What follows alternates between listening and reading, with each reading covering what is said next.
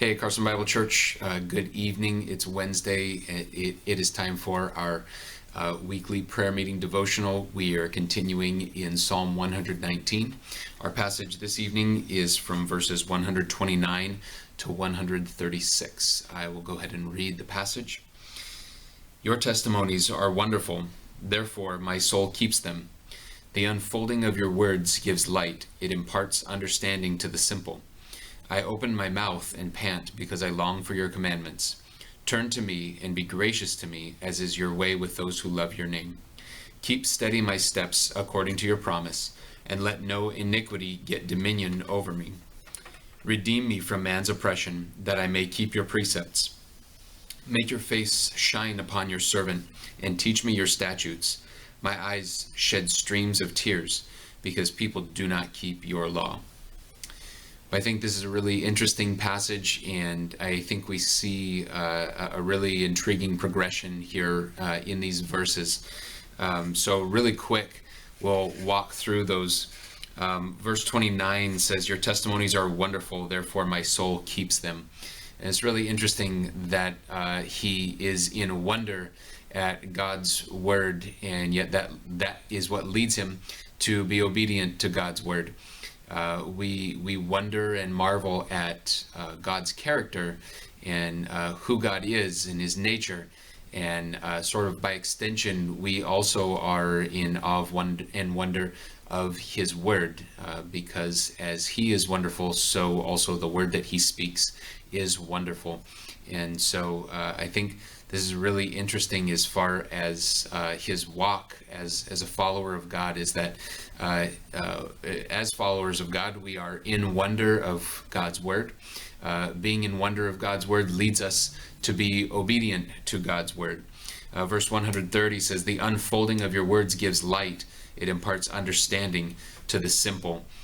Wonder leads to obedience, and obedience leads to understanding. As we continue to look more and more to God's word and apply it to our lives, it makes the simple wise, or it makes the immature mature. Verse 131, I open my mouth and pant because I long for your commandments. As much as wonder leads to obedience, and obedience leads to understanding, understanding leads to a hunger and thirst for more of God's word.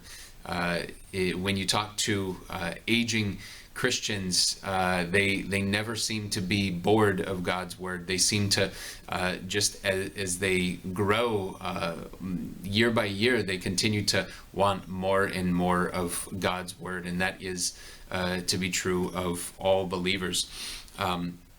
Verse 132, turn to me and be gracious to me, as is your way with those who love your name.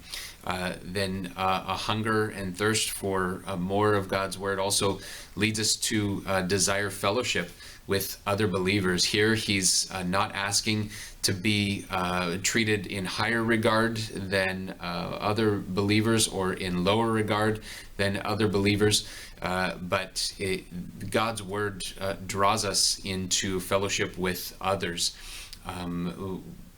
The Christian life really was not intended for us to do it on our own.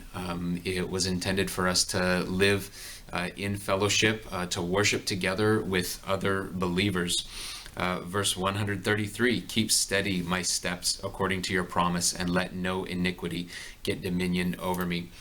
Fellowship with other believers then also leads us to desire holiness, sanctification.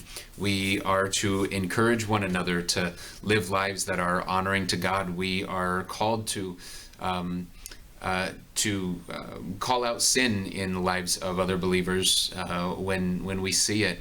And we are called, that's a part of the reason that we live in fellowship, is that we mutually encourage and build up one another's faith, and we strive together towards sanctification and holiness. Verse 134 says, redeem me from man's oppression, that I may keep your precepts. We are also called into freedom. As disciples of Christ, we are free from the effects of sin and death, but we are also free in a lot of ways from oppression and bondage in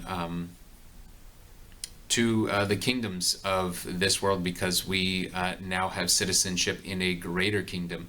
And we are called to be good citizens in this world, but at the same time, we know that our true citizenship belongs in heaven.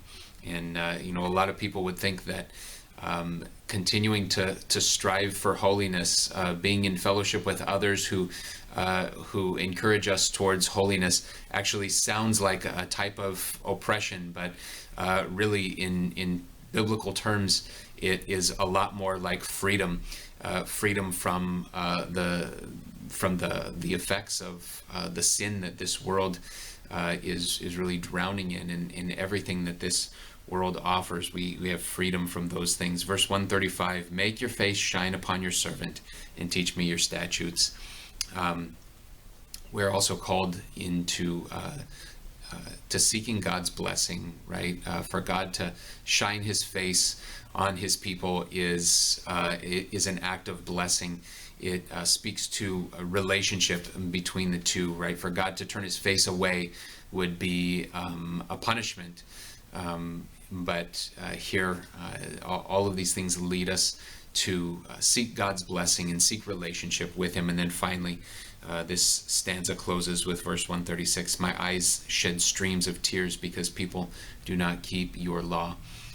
This whole progression really leads to this place of spiritual maturity where the psalmist sees others and sees the cheapness of the temptations that this world has to offer, and sees those who reject God and his laws, and doesn't look upon them with contempt or with anger, but he has compassion for them and really mourns the sin of the world, really like Jeremiah mourned over the nation of Israel, like Jesus wept over the city of Jerusalem that rejected him.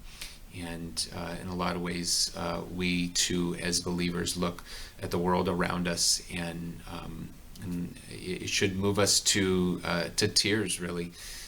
We have compassion on the world that has turned its back on God and has turned towards sin, and we see the devastating effects of it. We know the terrible consequences of it, and it moves us to mourn over sin. So I hope this evening, as you read this passage, I hope that this progression that is true of the psalmist's life would be true of your life as well, that you would be in awe and wonder of God and his word, that would move you to be obedient to his word, that obedience would lead to greater understanding and wisdom in your life, which would lead you to hunger and thirst for more and more of God's word, that would drive you to fellowship with other believers and other disciples, that would spur you on to holiness and sanctification, that would help free you from the chains of sin and corruption in this world, that would lead you on to continue to seek God's blessing and would move you to compassion for those who have turned their back on God, and to mourn and lament for the prevalence of sin that we see in the world. God bless you. I will see you soon. I pray that you have a good evening and a good time of prayer at home with your families.